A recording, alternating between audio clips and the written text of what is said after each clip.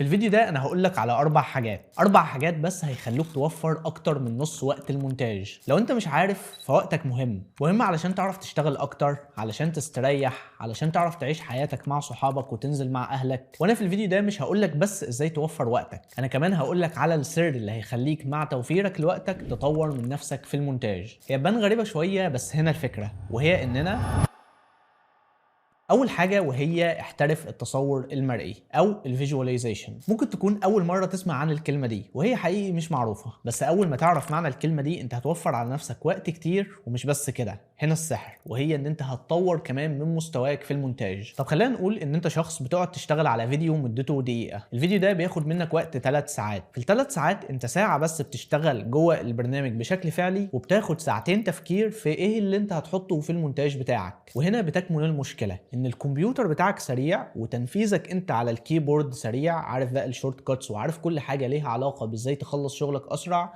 ولكن المشكله في دماغك مبطئه العمليه كلها. فلو قلنا ان الكمبيوتر بيعمل ريندر في 5 دقائق وان انت بتنفذ اللي في دماغك في ساعه واحده بس على الكمبيوتر، بس انت بتاخد 3 ساعات، يعني في ساعه و55 دقيقه بس انت بتفكر فيهم في ايه اللي انت هتحطه، وده كتير. وهنا انت هتحل المشكله اللي هي مشكله التصور البصري علشان توفر فعلا من وقت المونتاج بتاعك. وهنا انا هقدم لك الحلول الممله جدا ولكن في نفس الوقت هي حلول فعاله. ادخل على الانستجرام، شوف مين الناس اللي انت بتحب تشوف شغلهم وشغلهم بيعجبك، وخد فيديوهاتهم حملها عندك على الكمبيوتر، وقطع من الفيديوهات بتاعتهم الحاجات بس اللي عجبتك، انتقال، طريقه كتابه، انيميشن معين، ستايل، الوان، ايا كانت الحاجه اللي عجبتك خدها بس هي ثانيه، ثانيتين، نص ثانيه حتى، واعمل لها سيف عندك على الكمبيوتر الحته دي بس. ولما تيجي تشتغل بعد كده على فيديو ودماغك تعطل، هنا هيكون الحل، وهو ان انت بسرعه هتروح على الكمبيوتر تفتح الملفات دي، تشوف انت محتاج تحط ايه في الفيديو ده، وتشوف حاجه من الحاجات اللي كانت عجباك وتاخدها تعملها هي عندك على البرنامج. وطبعا هنا انت ممكن تكون بتسال سؤال، هي مش دي سرقه او ده قتل للابداع او تقليد وكلها حاجات وحشه، احنا ليه بنعمل كده؟ وهنا خليني اقول لك انه لا، انت في العادي اساسا لما بتحب تعمل حاجه في المونتاج انت بتبقى شايفها من حد كان عملها قبل كده، فانت بس بتفكر كتير علشان توصل لحاجه عجبتك وتطبقها. ايوه انت ساعات بتكون كرييتيف وساعات بتجيب افكار مختلفه، ولكن ده كده كده هيحصل لما انت تشوف حاجه عملها حد تاني في نفس الوقت تقول طب ما انا ممكن اضيف عليها دي. وده بالظبط اللي هيحصل، انت مستحيل تاخد حاجه وتعملها كوبي بيست من غير ما تغير عليها بالتغير اللي ايدك انت هتعمله. فده ما هواش قتل للابداع او تقليد، بالعكس انت الحاجات اللي انت بتشوفها بعد كده هتتعلم تعملها بكل سهوله، فدماغك بالتالي هتتطور وتحب تعمل الحاجه المختلفه وهتعملها اسرع. وكمان انت كده كده الحاجه اللي انت بتعملها بتبقى شفتها من حاجه عجبتك. ونيجي بعد كده لتاني حاجه معانا وهي احترف البريسيتس من الحاجات اللي هتوفر عليك تعب كتير، لان انت بعد فتره بتكتشف ان في حاجات انت بتعملها كل يوم بنفس الطريقه بدون اي تغيير، ولكن العمليه اللي انت بتعملها علشان توصل للنتيجه دي بتاخد منك 5 دقائق، ودي حاجه زي ما قلت انت بتعملها كل يوم. وطبعا هنا نقصد التاثيرات او التلوين، الحاجات اللي فعلا بتاخد وقت معاك وانت بتعملها كل يوم بشكل مستمر. ومشكله من مشاكل البريسيت وانت بتعمله ان انت بتتوه ودماغك بتلف حوالين نفسها وانت بتعمل البريسيت ده، وده علشان انت عايز تعمل التاثير ده بالتخيلات دي، التاثير اللي انت بس تحطه على الفيديو بتاعك يقلب لك الفيديو 180 درجه، يعمل كل حاجه انت عايز تعملها. وللاسف في الحاله دي انت بتكون بتفكر غلط. وهنا خلينا نتكلم عن الفصل الجديد في كورس المونتاج بتاعي، وده فصل انا بتكلم فيه بس عن ازاي تقدر تعمل بريسيتس لاي حاجه في المونتاج، حرفيا اي حاجه، بطريقه صح وبروفيشنال وبطريقه هتوفر معاك فعلا وقت وتستخدمها بعد كده. الفصل الجديد فيه 3 فيديوهات بس بيتكلموا عن مبدأ عمل البريسيتس وطريقه التفكير وازاي تقدر تعمل البريسيتس مهما كانت جوه بريمير او افتر افكتس. ومش بتكلم عن الحاجات اللي هي فعلا بريسيتابل او يتعمل لها بريسيتس زي التلوين او التاثيرات، الحاجات دي انت لو بحثت عنها على اليوتيوب هتعرف فعلا ازاي تعملها، ولكن انا بتكلم على حاجات اكبر من كده. مبدئيا الطريقه بتاعت التفكير وانت بتعمل البريسيت، وازاي تقدر تعمل البريسيت اللي انت فعلا تستخدمه، وازاي تقدر تعمل بريسيت لاي حاجه في المونتاج. في حاجات كتير انت فعلا مش بتبقى عارف تعمل لها بريسيتس، والبرنامج نفسه مش بيوفر لك الادوات اللي انت تعمل بيها بريسيتس للحاجات دي، فانا بقول لك ازاي تعمل لها بريسيتس حتى لو هي ملهاش طريقه. فده فصل مهم جدا، لو انت مشترك بالفعل في الكورس ادخل وشوف الفصل ده دلوقتي، ولازم تتفرج عليه علشان فعلا تحسن من طريقه تفكيرك جوه برنامج المونتاج، وتتعلم طبعا ازاي تقدر تبني البريسيتس بتاعتك بطريقه صح. ولو انت مش مشترك في الكورس فبسيطه، دلوقتي في خصم 35% على على الكورس بمناسبه الفصل الجديد تقدر تدخل وتشترك في الكورس، هو متاح معاك مدى الحياه، الكورس متسجل، وهتلاقي طبعا الفصل الجديد اللي احنا لسه منزلينه وهتلاقي كل الفصول القديمه. وبس كده، دي كانت كل حاجه بخصوص البريسيتس، وخلينا نكمل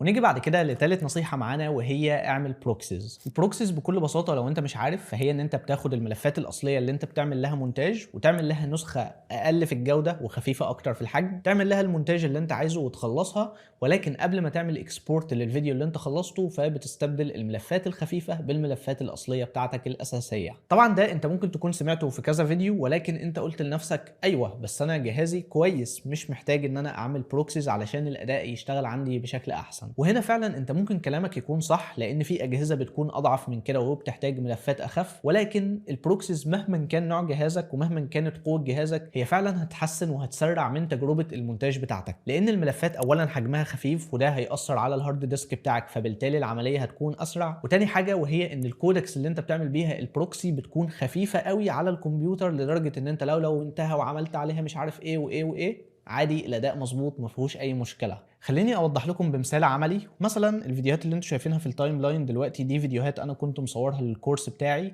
الفيديوهات دي هي ماشي شغاله كويس ما فيهاش اي مشكله، لما باجي اشغل بتتحرك عادي ما فيهاش اي مشكله، ولكن قوه البروكسي وهو ان انا دلوقتي لو جيت عند التوجل بروكسي وضغطت عليها فكده احنا بدلنا الملفات الاصليه بتاعتنا بالبروكسيز. خلينا بقى نشوف دلوقتي الاداء على التايم لاين بقى عامل ازاي. لو جينا نتحرك زي ما انتم شايفين ده كده الاداء على فول كواليتي. انتم متخيلين الفرق؟ يعني دلوقتي انا مهما بفر في التايم لاين كل حاجه بتتحرك بسرعه. طبعا انا مش هتكلم في ازاي فعلا تعمل بروكسي، ده كنت شرحته في فيديوهات كتير وفي فيديوهات على اليوتيوب كتير بتشرحه.